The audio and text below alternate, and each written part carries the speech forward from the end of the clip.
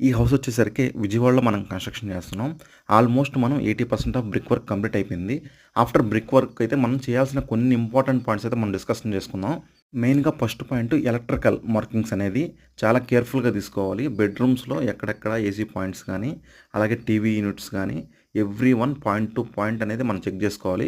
అలాగే నేను నెక్స్ట్ వీడియోలో మీకు ఏ హైట్‌లో మనకి టీవీ యూనిట్ ఉండాలి, ఏ హైట్‌లో మనకి లైట్స్‌కి సంబంధించి స్విచ్ బోర్డ్స్ అనేవి ఉండాలి, రిఫ్రిజిరేటర్‌కి సంబంధించి, కూలర్స్‌కి సంబంధించి ఇలా ఏసీ పాయింట్స్ అనేది ఎంత హైట్‌లో ఉండాలనేది ఎవ్రీ పాయింట్ టు పాయింట్ నేనైతే నెక్స్ట్ వీడియోలో మీకైతే అప్డేట్ ఇస్తాను. ఈ వీడియోలో వచ్చేసరికి మనం ఈ బ్రిక్ వర్క్ అంతా కంప్లీట్ అయిన తర్వాత మనం ఇంటీరియర్‌కి రిలేటెడ్‌గా ఎక్కడెక్కడ అనేది పాయింట్స్ అనేది ఇవ్వాలో ముందుగానే ఇచ్చుకోవాలి. అలాగే ఎలక్ట్రికల్ పాయింట్స్ కూడా ఎక్కడెక్కడ అనేది మనకి క్లయింట్‌ని కూడా మనం ఆన్ సైట్‌కి తీసుకొచ్చిన తర్వాత ఏమైనా మోడిఫికేషన్స్ ఉన్నా, వాళ్ళకి ఏమైనా ఎలక్ట్రికల్ పాయింట్స్ ఏమన్నా అడిషనల్‌గా ఎక్కడైనా బాల్కనీస్‌లో గానీ, ఏమైనా ఛార్జింగ్ పాయింట్స్ కానీ ఇలాంటివి ఉంటే ఒకేసారి చేసుకుంటే మనకి ఆల్మోస్ట్ మనకి మాక్సిమం ఎలక్ట్రికల్ అనేది మళ్ళీ డబుల్ వర్క్ అనేది ఉండదనమాట.